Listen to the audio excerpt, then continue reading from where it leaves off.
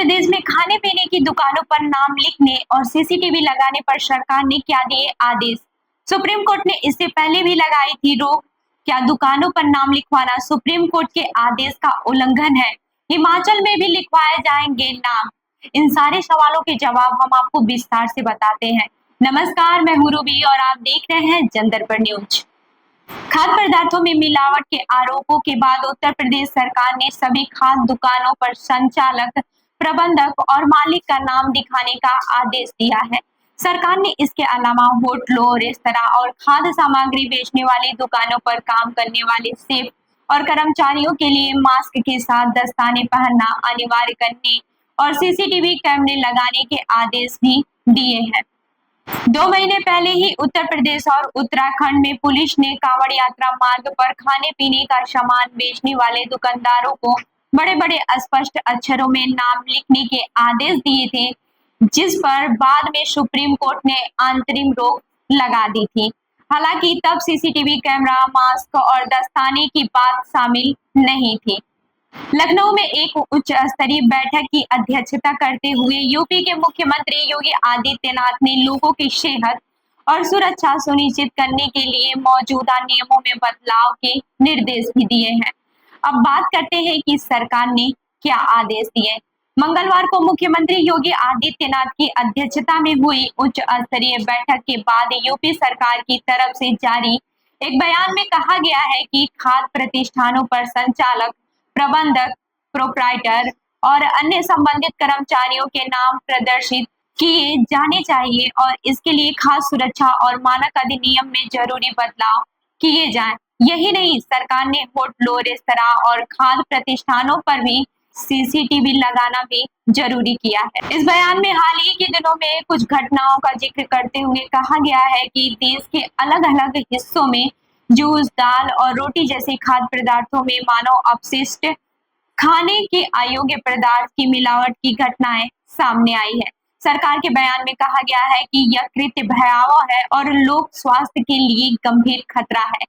इस तरह की दुर्भावनापूर्ण घटनाएं पूरी तरह से अस्वीकार्य हैं। उत्तर प्रदेश में इस तरह की घटनाओं को रोकने के लिए और आम आदमी के स्वास्थ्य के साथ खाद्य सुरक्षा सुनिश्चित करने के लिए ठोस उपाय किए जाने चाहिए। सरकार की तरफ से जारी बयान में कहा गया है कि ग्राहकों के बैठकर खाने की जगह के अलावा अन्य स्थानों पर भी सीसीटीवी लगाया जाना चाहिए और संचालकों को सीसीटीवी फुटेज को सुरक्षित करने की व्यवस्था भी करनी चाहिए। पुलिस और प्रशासन के मांगने पर ये फुटेज उपलब्ध करवाना भी अनिवार्य होगा। सरकार ने प्रशासन को इन नियमों के पालन के लिए अभियान चलाने का भी आदेश दिया है। वहीं मुख्यमंत्री योगी आदित्यनाथ ने कहा है कि खाना बनाने और उसे परोसने वाले सभी लोगों के लिए मास्क और ग्लव्स जरूरी है और इसमें लापरवाही की कोई गुंजाइश नहीं है। इस साल कांवड़ यात्रा के दौरान उत्तर प्रदेश के मुजफ्फरनगर में स्थानीय प्रशासन ने सभी दुकानदारों को बड़े बड़े अक्षरों में अपना नाम लिखने के आदेश दिए थे। इसके अलावा रेस्तरां और होटल चलाने वालों ने सभी कर्मचारियों के नाम भी अंकित करने के लिए कहा गया था। तब प्रशासन का तर्क था कि धार्मिक यात्रा कर रहे कांवड़ यात्रियों में कोई भ्रम की स्थिति पैदा न हो, इसलिए ऐसा किया जा रहा है। आपको बताते चले कि सुप्रीम कोर्ट ने 22 जुलाई को नाम लिखवाने के लिए प्रशासन आदेश पर रोक लगा दी थी। सुप्रीम कोर्ट के जस्टिस ऋषिकेश राय और एसबीएन भट्टी की बेंच ने कहा था कि दुकानदारों को यह तो लिखना चाहिए कि वो किस तरह का खाना बेच रहे हैं, लेकिन उन्हें मालिक या कर्मचारियों के नाम जाहिर करने के लिए मजबूर नहीं किया जा सकता। सुप्रीम कोर्ट ने यह भी कहा था कि इस बात की अनुमति है कि प्रशासन ये सुनिश्चित करे कि कांवड़ियों को शाकाहारी खाना मिले जो साफ सुथरा हो और उनकी पसंद के हिसाब से हो। अदालत ने यह भी कहा था कि ये सुनिश्चित करने के लिए प्रशासन खाद्य सुरक्षा और मानक अधिनियम 2006 या रेहड़ी पटरी अधिनियम 2014 के प्रावधानों के तहत आदेश जारी कर सकता है। मुजफ्फरनगर में प्रशासन के आदेश के बाद नाराजगी भी देखने को मिली थी और कई लोगों ने ये आरोप लगाया था कि ऐसा उनके कारोबार को प्रभावित करने के लिए किया गया है।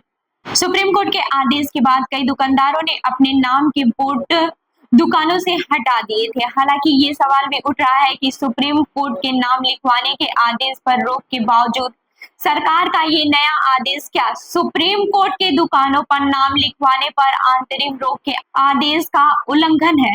वहीं सुप्रीम कोर्ट के वकील महमूद प्राचा कहते हैं कि सुप्रीम कोर्ट में इस मुद्दे पर याचिका लंबित है। ये आदेश एक तरह से सुप्रीम कोर्ट के आदेश से बचकर निकलने का प्रयास है। भारत में किसी भी खाद्य प्रतिष्ठान के संचालन के लिए नियामक संस्थान भारतीय खाद्य सुरक्षा एवं मानक प्राधिकरण दो तरह से प्रतिष्ठानों को संचालन की अनुमति देता है। रेहड़ी पटरी या छोटी दुकानदारों को पंजीकरण कराना होता है, जबकि रेस्तरां या बड़े प्रतिष्ठानों को लाइसेंस लेना होता है। खाद्य सुरक्षा नियमों का पालन करते हुए रेहड़ी पटरी लगाने या रेस्तरां संचालन के लिए ये पंजीकरण या लाइसेंस जरूरी है।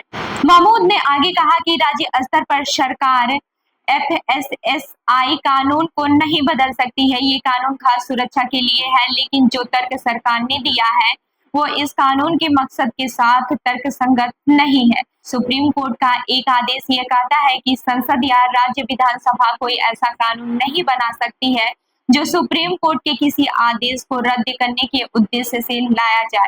यूपी सरकार का ये आदेश अगर आम आदमी की भाषा में कहा जाए तो सुप्रीम कोर्ट के आदेश की भावना के खिलाफ है।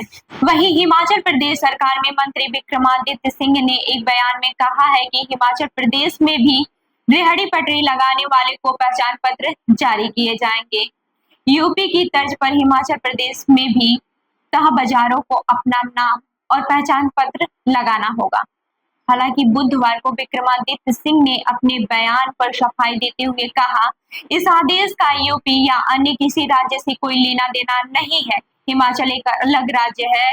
प्रदेश में हाल में कुछ घटनाएं हुई हैं और शांतिपूर्ण माहौल बनाना हमारी जिम्मेदारी है। विक्रमादित्य सिंह ने आगे कहा कि खाने पीने की दुकानों और फास्ट फूड सेंटर चलाने वालों के लिए पहचान पत्र दिखाना अनिवार्य किया जाएगा ताकि ग्राहकों को किसी तरह की परेशानी न हो।